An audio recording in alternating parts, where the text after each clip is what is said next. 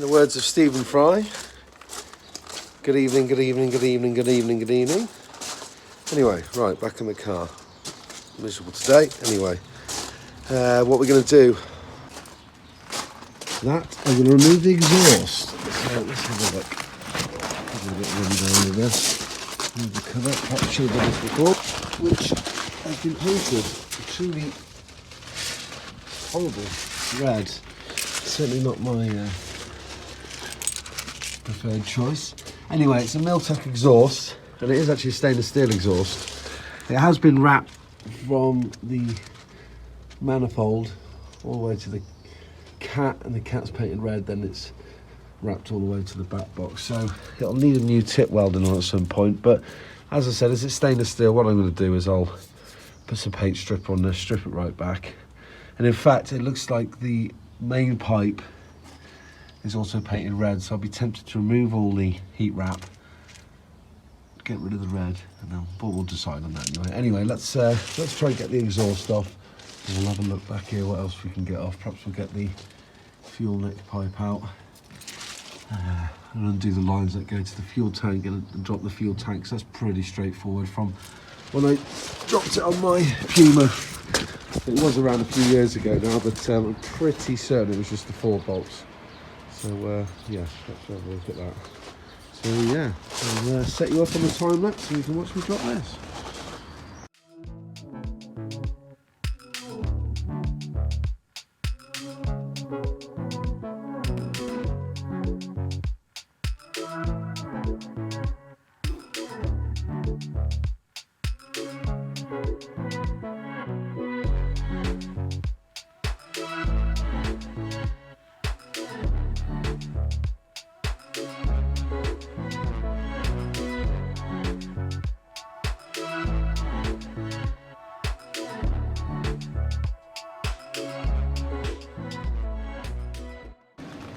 So, a bit of a nightmare with the exhaust. I have got it all undone. It looks like they've used exhaust well between the back box and the middle section, so it's proven to be a bit difficult to get off. I've taken off most of the rear A-arm beam. I've removed the... Let's open up the boot and show you. This, I thought some of you might find amusing. It's obviously broken off the other key, and it's just screwdriver, but there you go. Still works, that's the main thing. So yeah, I've just pulled these cables back through for now. I need to have a complete research about the whole braking system, but as for now, as we all know, it's just a case of stripping it down. So just trying to figure out what I can get next. I might take off the rear calipers and rear beam can wait a little bit. That will be coming up soon. Take the black caliper and look at dropping the fuel tank, as I mentioned at the start of the video.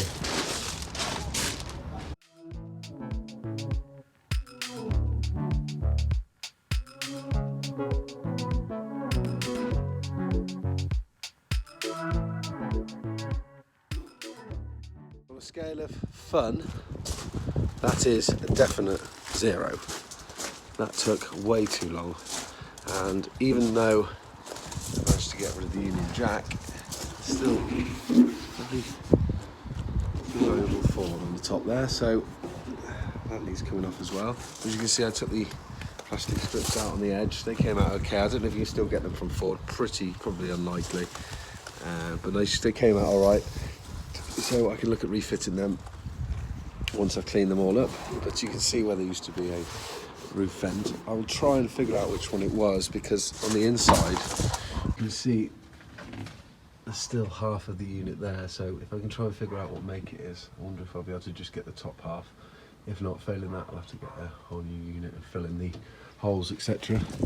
But yeah, another little job done. It's going to be a pain getting off this glue. I've got some glue remover, which I'll give a go on that. There's a few little dinks. It's a little bit dented on the top here, so it'll need smoothing out, flattening off. But overall, not too bad. There's a few more holes there. That looks like, yeah, so that's the size of the scoop there. So in fact, if I measure the dimensions, I might be able to figure out which make it was. So yeah, another little job done. Well, the start of another job done. And yeah, that'll do for now. I'm just going to sort of pick my way around the car, doing little bits here and there. I still need to remove this on this side, just a bit anxious, pulling off loads of the paint again, sort the doors, take the door handles out. The other thing to note is I've asked a friend of mine if he's got a car split, which is once the car's stripped out, you put it on, a bar goes across the back and a bar goes across the front, and it's connected along the edges, and it allows you to tilt the car on its side, up on its back, and therefore that'll give me a lot more access to stripping all the car down properly. And instead of me having to lie underneath the car, which I did with this one many years ago, and I've got to be honest, it's a complete lot of pain. So as I said, if I can try and get a split sorted and get this car up on its side, it will give me a bit more manoeuvrability and make it a hell of a lot easier whilst working on it. So yeah, a few more steps completed there. I mean, it's the more I unreveal, it is looking a bit more rough in places, but again, this is a project to last. I'm already enjoying it so far, and I'm looking forward to bringing you a load more content with it. So this is the stuff I was talking about. It's fortunate it's only a small can, and it is £3.35. I think if you buy a larger can, it'll be much cheaper. But I've applied it on. It says wait 4 to 7 minutes, I think it was. So I'm just leaving it to soak, and hopefully that'll be enough just to. I mean, I've used it before, but only on small labels. But hopefully it'll work on this vinyl glue as well. So I'll leave it for a few more minutes. I'll put you on time lapse, and we'll have a look to see how well it comes off. Fingers crossed. In a word, no, it didn't work. It did a little, but it's too thick, and I don't think that stuff's stubborn enough. So if anybody knows of any product that would shift this really quickly, save me a lot of scratching it off, please let me know so we can get that sorted. I also spent just 20 minutes beginning to tidy up these channels. There's a lot of sealant and paint and whatnot I've come in over the years, so I think what's probably going to be best is to actually sand it out. But I've got rid of a lot of the stuff that was in there for now, so these are just the little things that are going to take time. But yeah, there we are for now. So yeah, next thing to do is get some sticky remover. One more thing with regard to the roof. If I sand it, obviously that will lift it, but the problem is using a sander is that this will quickly block up all the sandpaper, which means that I'll get through sandpaper really quickly. So it's best to remove this first before hitting it with a sander. So that's just a little bit of information for you there.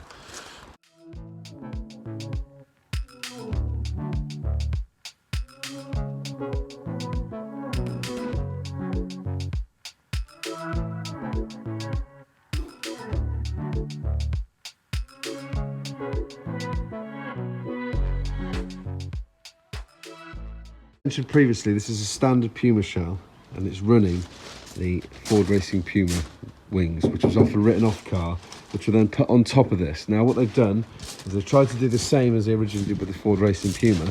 So with the Ford Racing Puma, the original ones from Tickford, is they had a metal sheet that replaced all the way from one side to the other, all the way down the arch, so it's solid, stop any ingress of water.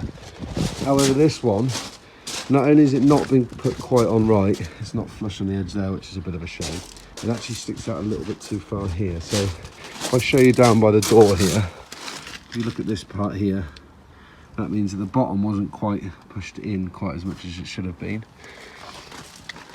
So if I show you on my other car now, you'll see that the lower arch actually, it's a bit hard to see with the mark there, but it's smooth with the edge of the door. And that's how it came from the factory.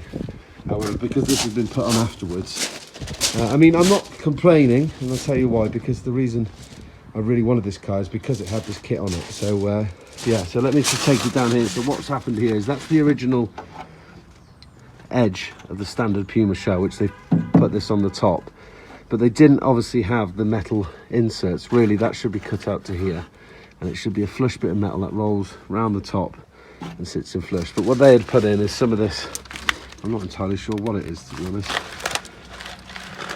but they'd shaped that to stop water getting in there. Now obviously this is a rally car, so that was more than satisfactory. Now looking down this sill here, which is the problem on the other Pumas, is that this is the bit that rots. However, looking at that, it does seem pretty solid. Well, as he says that, he breaks a bit off. I mean, it's not too bad. What it'll need to do is probably cut that bit away and perhaps try and find another infill panel. Now I believe those are still available, so it might be worth me speaking to the owners club Simon, who's a good friend of mine, seeing if he's got two, and then getting someone to come in and actually put them in properly. Failing that, as you can see, that's an extra bit of metal there. Failing that, I'll just put some rust protection in there, strip all the paint back off here, and make sure I get any of the rust out, and then reseal it, and possibly get someone to weld it, and then maybe look at putting a fabric. Probably no, not fabric. That wouldn't be too good of an idea because it holds moisture. Because the front ones actually have fabric, but they're aluminium, whereas these are steel, so they do rot, as I was just pointing out. So not too sure, but that will need covering up because obviously every time I take it out, water's going to get up here and make it rot. But it's not too bad. I mean, seeing that in there, it's got some structural integrity, whereas a lot of the times when they take these off on the other Pumas to have them repaired, that whole bit needs replacing, so it doesn't look too bad. So as I said, I'll put some lot of rust prevention down there and see how we get on. But that's all to come. As you can see, when I've pulled this other guard off, it's pulled off a lot of them. You can see how, look at the edge there. I mean, look how thick that is. So that's all going to need to be addressed and knocked off. So this side doesn't fit quite as well as the other. If I put you around the other side and show you.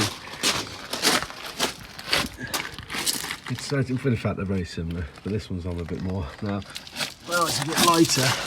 You can see that it's not been put on anywhere near as smoothly as it would have been from the factory on when they came out. However, with that there, once I get it on this, hopefully get the spit which I mentioned before, I can turn it upside down and try and smooth this out, flatten it off as best as I can. Now, I know it's never going to be perfect, but I want to try and make it as best as I physically can without having to take this whole rear off and re-putting it back on. The other point of note is when this panel comes on at the factory originally, it joins at this point. So obviously where they put the join in here, started coming away. So that all needs flattening out, making sure there's no rust in there and re-smoothing that. Again, the seam on the boot there is raised. But as I said, I'm going to make it as best as I can. It's going to take a hell of a lot of work. So in fact, let's just have another look at this side while we're here. As you can see there, that looks like it's sealed, but it's sealed with the same stuff on the other side. However, that does seem a bit more sturdy, so I'm going to leave that for now. Doesn't look too bad, but a lot of work required on these arches, it seems. But hey, there we go. Anyway, I'll leave you for now. And, hope I didn't waffle on too long there, but I know some of you find it pretty interesting. Okay, at that point, I think we'll close out episode 5. I hope you enjoyed that. By the way, if anybody's got any pointers or advice they want to give me along the way, please just let me know. A lot of this is new to me, so I'm always open to guidance and help. So yeah, I hope you enjoyed episode 5. Don't forget to like and subscribe and click the notification bell so you'll be advised once the next video goes up. Thanks for watching.